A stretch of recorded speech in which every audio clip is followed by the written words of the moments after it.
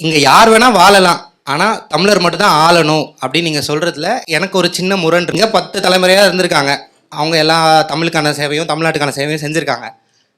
ஏன் அவங்க வந்து தேர்தலில் நிற்கக்கூடாதுன்னு சொல்கிறீங்க? அண்ணல் அம்பேத்கர் எழுதின கான்ஸ்டியூஷனில் இங்கே யார் வேணால் தேர்தலில் நிற்கலாம் அப்படின்னு தான் எழுதியிருக்காரு. அந்த கான்ஸ்டியூஷனை நீங்கள் ஏற்கலையா? இல்லை அப்படி நீங்கள் சொல்கிறது அப்படி அந்த அப்படி அவர் சொல்கிற அரசியல் அமைப்பு அப்படின்னா மொழி வழியே மாநிலங்களை பிரிச்சுட்டாங்க, எல்லாரும் பிரிச்சுட்டாங்க. தம்பிக்கு இதில் தெளிவாக சொல்லணும். என் தாய் நிலத்தை நான் ஆளாமல் வேற ஒரு ஆண்டு நான் வாழ்வது என்பது நான் அடிமை. நல்லாண்மை என்பது ஒருவருக்கு தான் பிறந்த இல்லாண்மையாக்கி கொள்ளல்னு என்னுடைய மறை சொல்லுது. வீட்டை நாட்டை நீயே ஆள்வது போல பார்த்துக்கணும், அதான் நல்ல ஆண்மகனுக்கு அழகுங்குது. உங்களுக்கு புரியுதுன்னு நினைக்கிறேன்.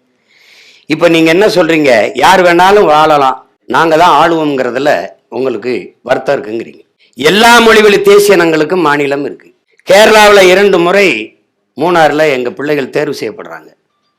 ஒரு தடவை கூட எங்களுக்கு அமைச்சர் பதவி கொடுக்கலையே. கர்நாடகாவில் எத்தனை 1.25 கோடி நாங்கள் இருக்கோம், ஒரு தடவை கூட எங்களுக்கு அமைச்சர் பதவி கொடுக்கலையே. இந்த மாநில இந்தியா பெருநிலத்தில் எல்லா மாநிலங்களையும் நாங்கள் 36 லட்சம் 40 லட்சம் அப்படி நிறைஞ்சு வாழ்றோம். எங்களுக்கு என்ன பொறுப்புகள் கொடுக்கப்பட்டிருக்கு? பிறப்போக்கும் எல்லா உயிருக்கும் அது வேற.